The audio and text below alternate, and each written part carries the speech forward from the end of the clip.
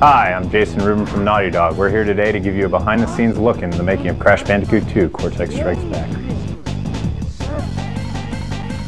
Crash Bandicoot 2 has a very refined gameplay. We took the response we got from players of Crash 1 and the knowledge we gained in creating the first product and sharpened the focus of gameplay in the sequel.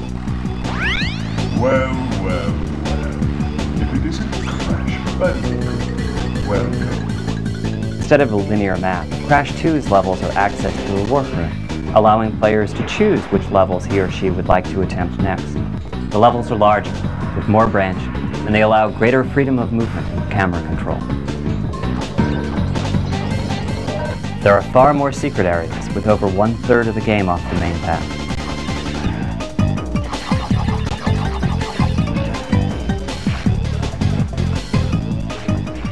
The art's changed drastically between Crash 1 and Crash 2.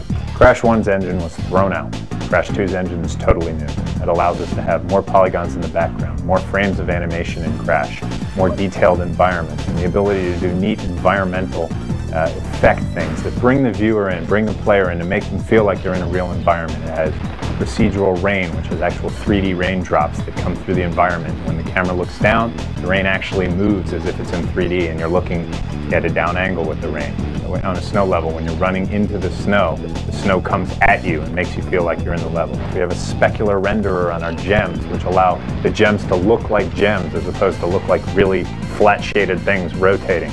We have reflection effects in the ice that make Crash Bandicoot and everything else in the environment reflect in the ice, making it really feel like ice.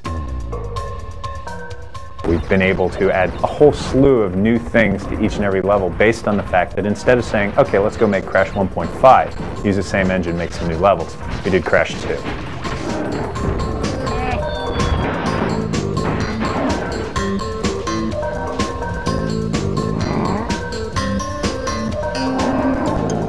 The character animations improved greatly. We have 15 times as much storage for animation in the game and over 20 times as much animation total in the game, allowing almost every death to have its own unique animation that goes along with it.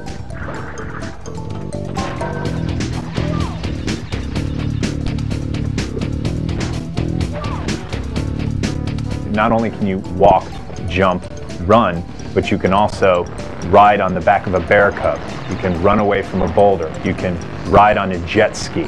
You can ride on a jetpack that's actually free floating in zero gravity. You can do a lot of things you never did before, and you can do a lot of things that you've never seen before in any other game.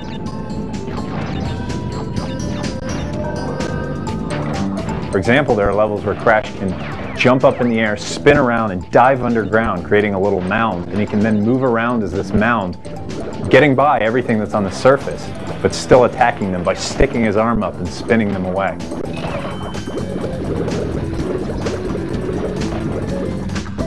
One of the cool new things in Crash Bandicoot 2 are the lip-synced, like, holographic characters in the warp room.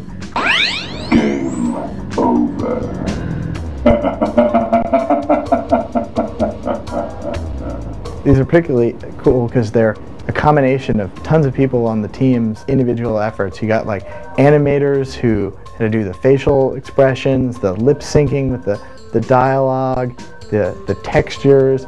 They had programmers doing like the holographic effect, the lens flare, audio, video spooling, and lip syncing. And it all comes together and brings an artificial character to life in a way that I don't think we've seen before in video games. Another thing I'm really proud of is the way in which we utilize the resource of the CD to bring to the player levels that are probably about 10 times as large as the memory of the PlayStation.